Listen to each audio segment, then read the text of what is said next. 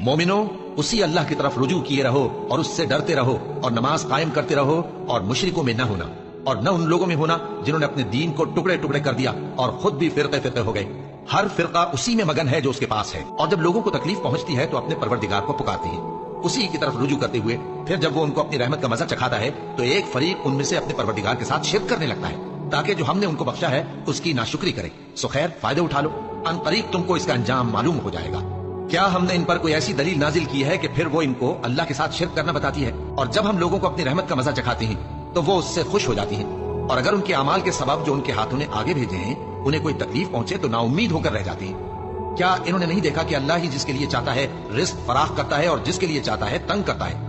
बेशक इसमें ईमान लाने वालों के लिए निशानियां हैं, और उसी की निशानियों में से है कि वो हवाओं को भेजता है कि खुशखबरी देती हैं ताकि तुमको अपनी रहमत के मजे चखाए, और ताकि उसके हुक्म से कश्तियां चलें, और ताकि तुम उसके फजल से रोजी तलब करो, और ताकि तुम शुक्र करो। और हमने तुमसे पहले भी पैगंबर भेजे तो वो उनके पास निशानियां लेकर आए। सो जो लोग नाफरमानी करते थे हमने उनसे बदला लेकर छोड़ा, और मोमिनों की मदद हम पर लाजिम थी। अल्लाह ही तो है जो हवाओं को भेजता है तो वो बादल को उभारती है, फिर अल्लाह उसको जिस तरह चाहता है आसमान में फैला देता और तह बतह कर देता है।